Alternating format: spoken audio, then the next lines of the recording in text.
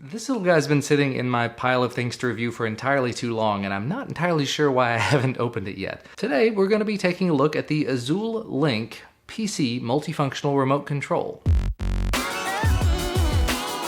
Now, I will go ahead and say, the word PC in here is a little bit misleading because it does not just work with PC. According to their site, and I'm just going to read it here, this actually works with Android TV set-top boxes, the Xbox One, the PlayStation 4, and more. The and more being things like, again, as it mentions, Windows, Android, and Linux. And if I had to guess, this probably also works on a Mac. I'm extremely interested to see how this works, and I've already sort of torn the box up a little bit. So let's just see what's inside. Here's the Lynk remote, we'll come back to that. Comes with a set of AAA batteries, and what appears to be a multifunction remote control dongle. And of course, last but not least, the contact us, do you have any questions, is everything okay card, and a user manual that mentions all of the things that you can do with it. That thing goes on and on. Look at that. Wow. So as you can see here, it's a PC multifunctional remote control, has a built-in mini QWERTY keyboard, backlit, 2.4 gigahertz air mouse, IR remote, gyroscope, and a microphone. And it works with Windows, Android, Mac, and or Linux. And as we mentioned, Android set-top boxes, Xbox One, and PS4. Here's a quick layout of it, but of course we'll get that here in just a second as we look at it. Things that are programmable about it, different buttons and how they work, and wow, this just keeps on going. And there's a whole backside. That's a lot of a guide. That's a really in-depth guide. And before I even get this thing out of the plastic, this is hefty. Not saying that it's too heavy to be a remote, but it's solid. But I can't get the plastic open to the pocket knife. So here on the front side, you actually have a Windows button at the top. This would appear to be the microphone, a standby button, a mouse on-off button, so this would presumably be the air mouse button, an AI power button, that looks like a menu button, a microphone button, right-click button, left-click button, arrows, play pause, home button, it says AI Learn, on-screen keyboard, plus and minus. Turn it on the side, this looks like a light button, nothing on the other side. IR area here on top, looks like a battery door on the bottom, with batteries inside. So nice that they do actually include a spare set. And then on the back you have your backlit QWERTY keyboard. And actually, it's mushy keys, it's not clicky. A lot of people prefer that over the clicky buttons.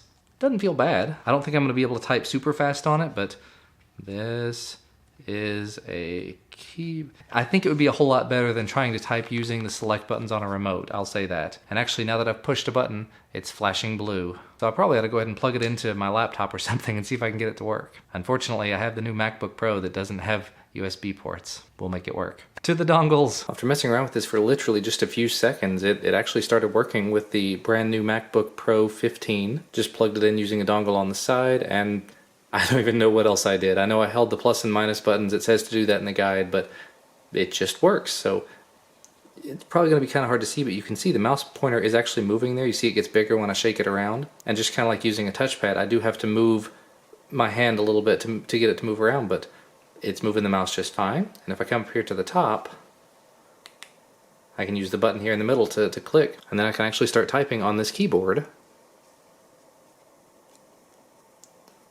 And the typing works just fine. It gets the job done. With a little bit I've played with it, the arrow keys are working, the left click, right click are working, the microphone doesn't appear to be working, but the microphone button actually takes you to the dashboard. So yeah, not everything maps 100% perfectly onto OS X, but if you can see it there, I did hit the button here on the side, and the backlight did light up on the keyboard, so that does work appropriately as well. But that's not why you'd buy something like this. You wouldn't buy it to use it with a laptop you're sitting right in front of. You'd buy it to use something, the 10-foot interface. So let's go try it out on the TV. Okay, I've gone ahead and plugged the adapter into my Android TV, into the Xiaomi Mi box, and literally right after I plugged it in, I can use the arrow keys, just point it directly at it, and I can go up, down, left, and right, no problem. And then the center button should take me into whatever it is. Does the select, it's like a left click. The right click button does a back, so that's good. Let's go into something else. We'll go into Netflix.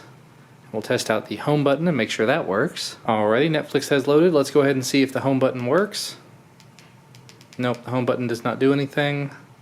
The play button does not currently do anything. The option button, the menu button, not doing anything.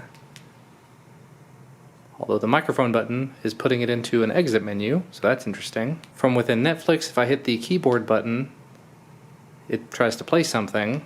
Looks like the volume controls are actually controlling the volume appropriately. So really you do have the majority of the controls you'd have on the main controller, you just have to know which ones to use. Then additionally, if I go ahead and hit the mouse on and off button, oh look, I got a mouse. So I can now just pick sort of whatever I want from here. If I go ahead and click on that with the left mouse button, it treats it just as if I was using a mouse.